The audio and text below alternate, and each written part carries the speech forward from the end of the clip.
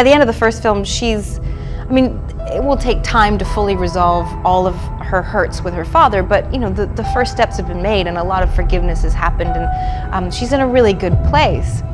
And so it was exciting to have the chance to go back to this character and play her in a new space, in a space that was not so guarded and jaded and cold, but was warmer and more at ease in her own skin. I'm not an avid film or TV watcher, and so a lot of the times I haven't seen a lot of the greats at work, and I don't really know what kind of presence I'm in until I'm in it. So I went into it just like, great, Michael Douglas, yay! And then I actually started working with him, and the very first day that I worked with him, I remember immediately when they called action and we started to perform, it was like he changed the chemistry of the molecules in the air.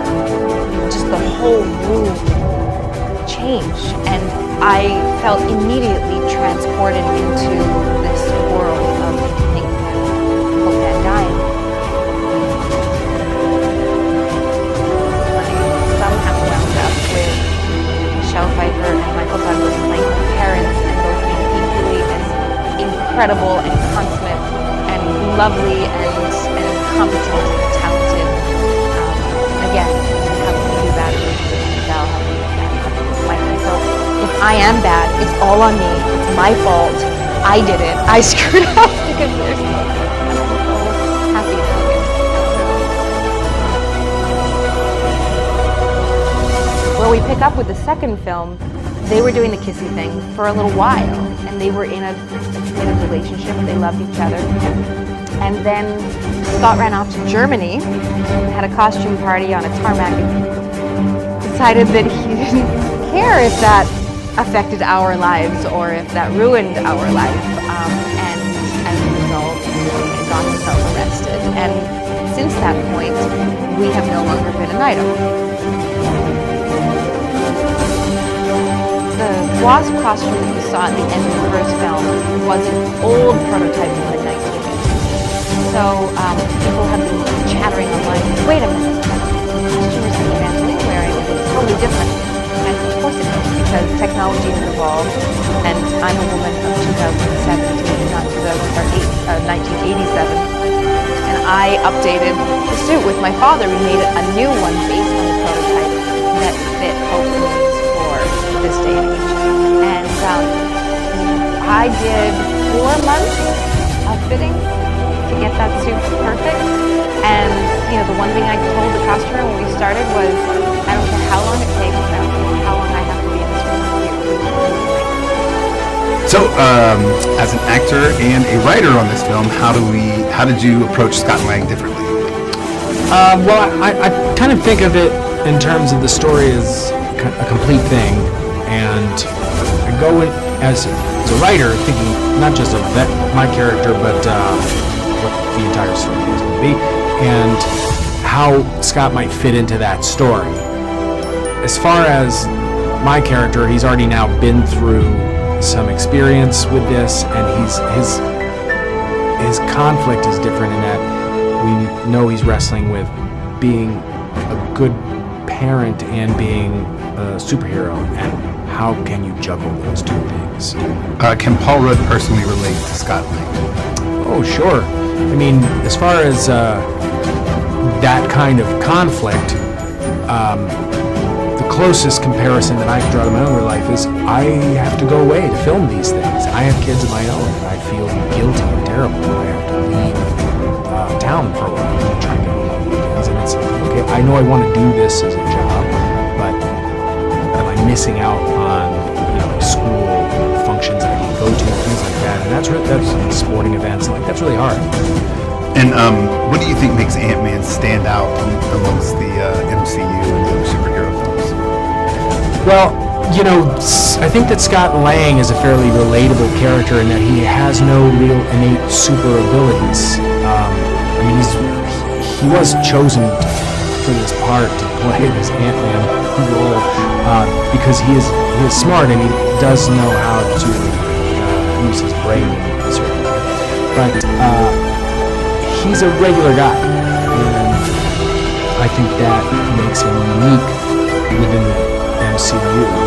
And as far as dealing with some of the threats, there's a sort of kind of humor that goes along with it, and his abilities are so specific that it's easy to kind of understand why this might stick out, like as opposed to some of the other bigger, stronger, more muscular superheroes.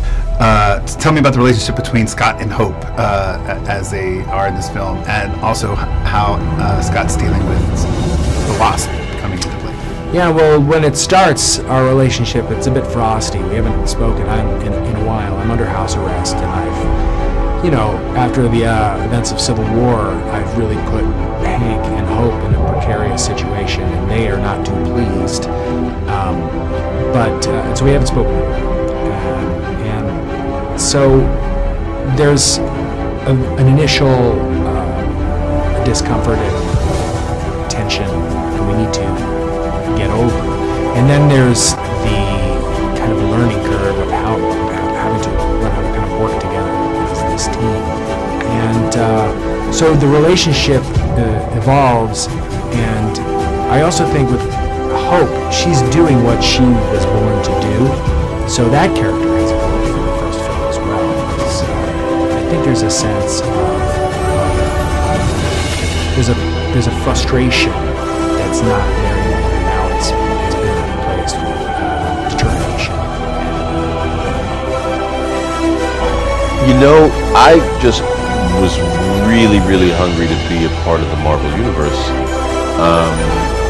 I would have played an asteroid in any movie given the opportunity. So the fact that they found that I was a good match for the character of Bill Foster, to me is it's huge. It's a dream come true for me. Bill Foster is a guy who worked with Henry Pym back in the day on several projects, and he's a scientist in his own right, very much Hank Pym's match, although Hank Pym would never admit that. What I think initially excites me about him is that because he's a contemporary of Pym's, and he has the same kind of level of smarts and curiosity, which scientists need to have, that he's a match for him. So I think that for me was initially like the thing that got me excited, that I'd be playing scenes with Michael Douglas and being sort of a foil to him. I met Peyton earlier this year, and it was like meeting an old friend, really, because we share a love for, the medium of comic books and graphic novels, or whatever you want to call it, and a real appreciation and an understanding of how they function and why they're useful, why these stories are, relevant, why they matter.